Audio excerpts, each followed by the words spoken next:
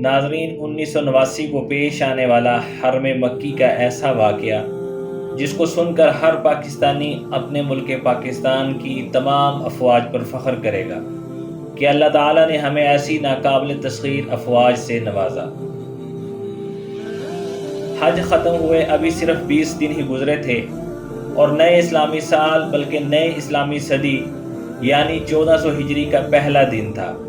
گویا یہ یکم محرم الحرام سن 1400 ہجری بمطابق 20 نومبر 1989 منگل کی صبح تھی، جب اسلامی تاریخ کا ایک ایسا تلخ اور دلوں کو رلا دینے والا واقعہ مسجد الحرام کی محترم اور مبارک دیواروں کے بیچ جانوں سے زیادہ عزیز کعبہ مشرفہ کے اطراف میں وقوع پذیر ہوا، جس کے زخم آج تک عشاق حرم کے دلوں میں تازہ ہیں۔ نئی صدی کی پہلی صبح جب امام حرم کعبہ شیخ عبداللہ بن سبیل نے نماز فجر کا سلام پھیرا ہی تھا کہ چند آدمیوں نے امام صاحب کو گھیرے میں لے لیا۔ ان میں سے کچھ لاؤڈ سپیکر پر قابض ہو گئے، کچھ مسجد الحرام کے میناروں پر چڑھ گئے اور کچھ مسلح افراد نے مسجد کے دروازوں کا کنٹرول سنبھال لیا۔ کیونکہ حج ختم ہوئے ابھی زیادہ دن نہیں ہوئے تھے، اس لیے دوسرے ملکوں کے حاجیوں کی ابھی کثیر تعداد مکہ مکرمہ میں ہی مقیم تھی، جس کی وجہ سے جب یہ دلسوز حملہ امت مسلمہ کے دلوں پر کیا گیا تو اس وقت حرم شریف میں 1 لاکھ کے قریب نمازی موجود تھے۔ ان حملہ آوروں خوارج کا سرغنہ جہیمین بن سیف العتیبی تھا اور اس کا تعلق سعودی عرب کے علاقے نجد کے ایک طاقتور گھرانے سے تھا۔ اس کا دست راست 27 سالہ محمد بن عبداللہ قحطانی تھا، جس نے مکہ یونیورسٹی میں اسلامی قانون کی 4 سالہ تعلیم حاصل کی تھی۔ کہا جاتا ہے کہ یہ حملہ آوروں خوارج کا سرغنہ جہیمین بن سیف العتیبی نے اسے اپنا بہنوئی بنا رکھا تھا۔ ان لوگوں نے بڑی باریک بینی سے پلاننگ کر کے جنازوں کا بحروب بنا کر تابوتوں کے ذریعے اسلحہ کی بڑی مقدار حرم پاک کے تہخانوں میں جمع کر لی تھی۔ اسلحے کے ساتھ خشک کھجوروں اور دیگر اشیاء خوردونوش کا بھی اچھا خاصا ذخیرہ تہخانوں میں چھپا دیا گیا تھا۔ یہ سب کام کئی دنوں میں مکمل ہوا، مگر سازش گہری تھی، اس لیے کسی کو اس کا شک نہ ہوا اور کسی کے گمان میں بھی یہ نہ تھا کہ اس متبرک مقام پر کوئی گروہ اتنی ناپاک سازش کا تصور بھی کر سکتا ہے۔ دلوں کو چیر دینے والی اس صبح جب امام حرم کعبہ شیخ عبداللہ بن سبیل کو ان حملہ آوروں نے اپنے قابو میں کیا تو فوراً ہی ان کے ناپاک عزائم کے مطابق کارروائی پورے حرم محترم میں شروع ہو گئی۔ اچانک حرم کے تمام دروازے بند کر کے ان پر اپنے مسلح افراد کھڑے کر دیے گئے۔ حرم میں موجود تمام نمازی یرغمال بنا لیے گئے، جو اپنی تھوڑی بہت کوشش سے حرم سے نکل گئے، بس وہی نکل سکے۔ باقی سب معصوم حاجی اور نمازی، جن میں خواتین، بوڑھے اور بچے بھی شامل تھے، سب کے سب محصور ہو کر رہ گئے۔ ایک حملہ آور نے عربی میں حرم پاک کے اسی مائک سے جس پر چند لمحوں پہلے نماز فجر کی تلاوت ہو رہی تھی، اعلانات کرنے شروع کر دیے کہ مہدی موعود، جس کا نام محمد بن عبداللہ ہے، وہ آ چکا ہے۔ نام نہاد مہدی محمد بن عبداللہ قحطانی نے بھی مائک پر آ کر اعلان کیا کہ میں نئی صدی کا مہدی ہوں، میرے ہاتھ پر سب لوگ بیعت کریں گے۔ اس کے بعد اس گمراہ ٹولے نے مسجد الحرام کے مقام ابراہیم جیسے مقدس گوشے کے پاس کعبہ مشرفہ کے عین سامنے جا کر گولیوں، سنگینوں اور بندوقوں کے سائے میں لوگوں کو دھمکاتے ہوئے بیعت شروع کروانی کر دی۔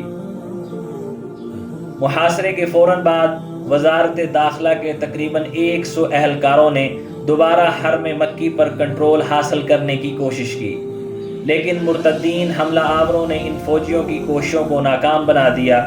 اس کوشش میں بہت سا جانی نقصان بھی ہوا۔ اس کے بعد سعودی فوج اور سعودی نیشنل گارڈز نے بھی حرم پاک کو ناپاک لوگوں سے آزاد کرانے کی کوشش کی، جو زیادہ کارگر ثابت نہیں ہوئی۔ شام ہوتے ہوتے پورے مکہ مکرمہ کو رہائشیوں سے خالی کرا لیا گیا۔ سعودی فرمانروا شاہ خالد نے 32 علماء پر مشتمل سپریم کونسل کا اجلاس فوری طور پر طلب کر لیا۔ علماء کرام نے قرآن و حدیث کی روشنی میں متفقہ طور پر فیصلہ دیا کہ مسلح گمراہ افراد کے خلاف کارروائی شریعت کے عین مطابق ہے۔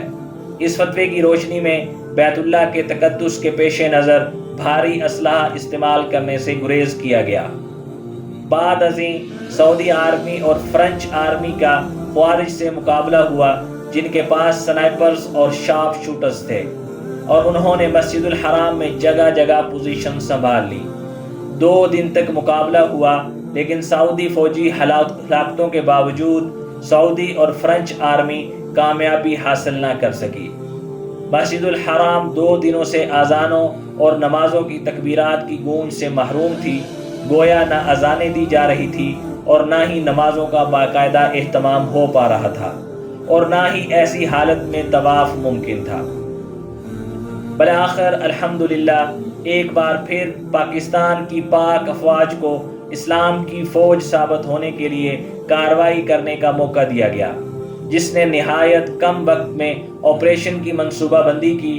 پاکستانی کمانڈوز نے دہشت گردوں کے سنائپرز سے نپٹنے کے لیے ایک عجیب ترکیب استعمال کی، اور پورے مسجد الحرام میں پانی چھوڑا گیا اور پوری مسجد کی گیلی زمین میں کرنٹ دوڑانے کی دھمکی دی گئی، جس کی وجہ سے خوارج کے شارپ شوٹرز اور سنائپرز کچھ دیر کے لیے غیر مؤثر ہو گئے۔